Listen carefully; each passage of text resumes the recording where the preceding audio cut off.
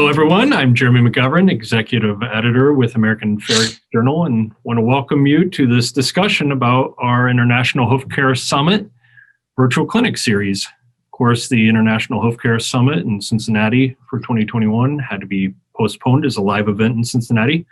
So instead, we're offering you this 8-month program of hoof care education, on-demand education to watch at your leisure. Our first subject is the month of February with therapeutic shoeing, and our friend Travis Burns is joining us. Hi, Travis.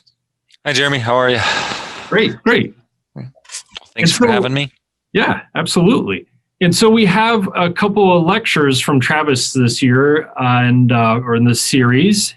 And what we're doing with the month of February is Travis is going to do a presentation on hospital plates, and therapeutic shoeing. Creativity is a must, and I think what we'll see with Travis's presentation, that's certainly true with hospital plates. Can you tell us a little bit about what you'll talk about, Travis? Sure. So we're going to give a brief presentation talking about the application of hospital plates and incorporating them into your practice, and then go through how to make two of the most common variations that I utilize or we utilize here. So not only will cover how to make them and how to apply them, but also review some of the common indications or the cases in which you may choose to use a hospital plate for. And then at the end, we'll talk about some tips and tricks and maybe some things that you could do with a hospital plate and some pads that maybe you hadn't thought of before. Travis, one of the ways we might use a hospital plate, it might require the owner to have access to the solar surface. Do you have a preference for a hospital plate type? Make it a little easier for the client? Yeah. So when we have clients, that are maybe elderly or maybe in an uncooperative horse, obviously the most traditional hospital plate is usually a 4-bolt system. But oftentimes, if the owner or the team treating them have difficulty with all 4 of those bolts, we can use what's called a Farley plate, developed by our friend Dave Farley, which is just a 1-bolt system. So there's simply 1 bolt that you have to remove at a time, and then a tongue portion of the plate that slides into the shoe to secure it in the front half. So it's a nice, easy to remove plate. And of course, I should mention Travis is the chief farrier at Virginia Maryland College of Veterinary Medicine.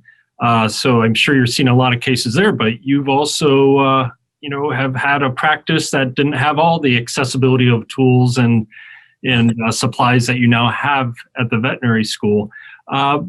For someone starting out, maybe doesn't have a big budget or not a lot of tools, what advice do you have if they need to fabricate a hospital plate?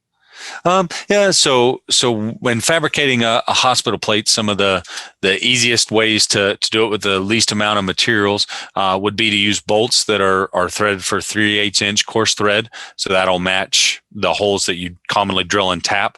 So using a 5/16 inch drill bit and then a 3/8 inch tap.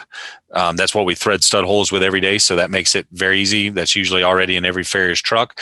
And then if you just make a traditional 4-bolt system using an aluminum plate, that's readily available from just about anywhere and fairly easy to cut. And so even if you don't have a bandsaw or a jigsaw available, so obviously I would say the bandsaw is the easiest way, but if you don't have that, a jigsaw and have the plate and the vise makes it really easy to cut.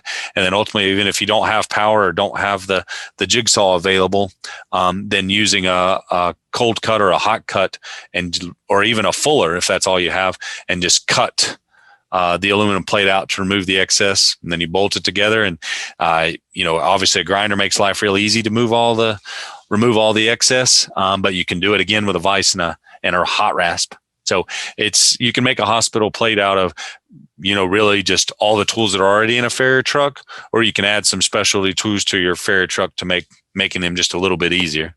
But if you're just making your first one or a first couple, go ahead and just make them with what you have available, and then use the money you made from using those to buy some stuff that'll make your life easier. Sure. And of course, you mentioned the 4-bolt, you mentioned the Farley. You're going to show us some tricks and tips on maybe some different ideas. So there's a lot of ways to skin a cat when it comes to hospital plates. Mm-hmm. Through your experiences, have you found one area to not overlook, even with the variety of hospital plates, where you might end up with a failure? Some of the places where the hospital plates fail are really the biggest one is just when the holes don't line up very easily for the person to be able to take them on and off. So if if it's the holes don't line up from the plate to the shoe, or if the threads are kind of off or stripped, it makes it very difficult to get it on. So some of the things that you really want to focus on are to make sure the holes in the shoe and the plate line up. So oftentimes we'll clamp the shoe and the plate together to drill those holes. And then I do on most of the plates drill the hole into the plate slightly bigger than the bolt we're going to use. So there's a little bit of play into it. And then countersinking the holes into the shoe before you tap it, make life a little bit easier for the person who's putting in the bolt. If you have a countersunk area, it will push the bolt and kind of push it into where the hole needs to be. But it's really important to make sure your holes are drilled perpendicular to the plate in the shoe, that it's tapped perpendicular to the shoe, and then drill a slightly larger hole in the plate to allow for some tolerance, some movement. And then just make sure if you're using an aluminum shoe for your hospital plate, just make sure the owner understands that aluminum threads are very easy to cross thread or strip.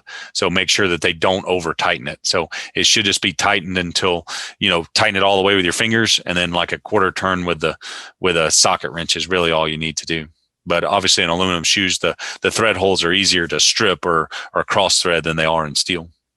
Great. So most commonly I'll choose a steel shoe for this. Awesome. Well, thank you, Travis. And, I think whether you've made 1 or 1,000, this will be a good session to watch some useful material. And as you said, it'll make your life easier. So again, thank you, Travis, for helping us out. Nope. Thank you, guys. Thank you all.